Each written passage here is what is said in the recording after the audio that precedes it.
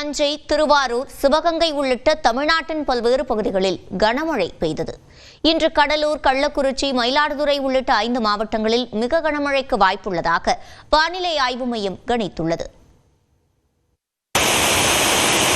தஞ்சாவூர் மற்றும் பட்டுக்கோட்டை, உரத்தநாடு, திருவையாறு, பாபநாசம், அம்மாப்பேட்டை, கும்பகோணம் உள்ளிட்ட மாவட்டத்தின் பல்வேறு பகுதிகளிலும் தொடர்ந்து 3வது நாளாக கனமழை பெய்ததால் வெப்பம் தணிந்து குளிர்ச்சியான சூழல் நிலவியது.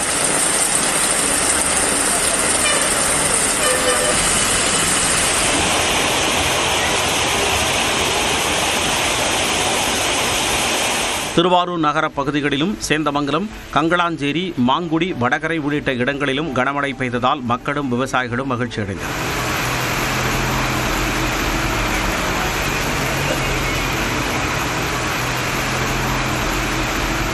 சிவகங்கை மற்றும் மானாமதுரை சுற்றுவட்டார பகுதிகளில் கனமழை வெளுத்து வாங்கியது.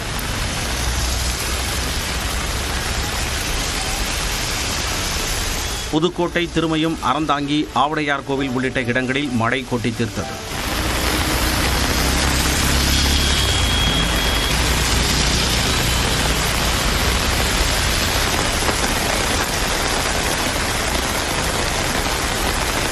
அறந்தாங்கியில் மழை நீரில் துள்ளிச் சென்ற பனையேறி கெண்டை மீன்களை மக்கள் ஆர்வமுடன் பிடித்துச் சென்றனர்.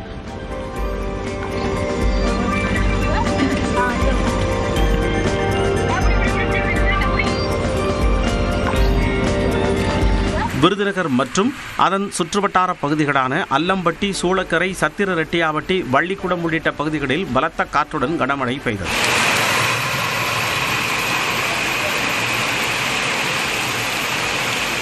கொடைக்கானலில் பனிமூட்டம் நிலவிய நிலையில் பிற்பகலில் மிதமான மழை பெய்தது.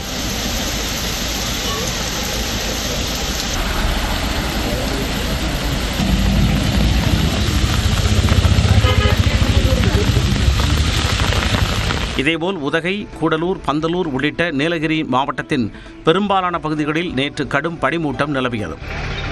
இந்நிலையில் வளிமண்டல மேலடுக்கு சுழற்சி காரணமாக தமிழ்நாட்டின் பெரும்பாலான பகுதிகளில் 1 வாரத்திற்கு கனமழை நீடிக்கும் என வானிலை ஆய்வு மையம் கணித்துள்ளது. குறிப்பாக கோவை மாவட்ட மலைப்பகுதிகளிலும், நீலகிரி, கடலூர், கள்ளக்குறிச்சி, மயிலாடுதுறை ஆகிய மாவட்டங்களிலும் இன்று மிக கனமழை பெய்ய வாய்ப்புள்ளதாக தெரிவித்துள்ளது. தேனி, தென்காசி, சேலம், விழுப்புரம் ஆகிய மாவட்டங்களிலும், திருவண்ணாமலை, அரியலூர், பெரம்பலூர், புதுக்கோட்டை மாவட்டங்களிலும் கனமழை பெய்யக்கூடும் எனவும் கூறியுள்ளது. நாகை, தஞ்சாவூர், திருவாரூர் மாவட்டங்களிலும், புதுச்சேரியிலும் இன்று கனமழை நீடிக்க வாய்ப்புள்ளதாகவும் குறிப்பிடப்பட்டுள்ளது. சென்னையில் வெப்பம் குறைவாகவே இருக்கும் எனவும் மிதமான மழை பெய்யக்கூடும் எனவும் வானிலை ஆய்வு மையம் தெரிவித்துள்ளது. தமிழக கடலோரப் பகுதிகள், மன்னார் வளைகுடா மற்றும் குமரிக்கடல் பகுதிகளில் மணிக்கு 60 கிலோமீட்டர் வேகம் வரை சூறைக்காற்று வீசக்கூடும் என்பதால் மீனவர்கள் அந்த பகுதிகளுக்கு செல்ல வேண்டாம் எனவும் அறிவுறுத்தியுள்ளது.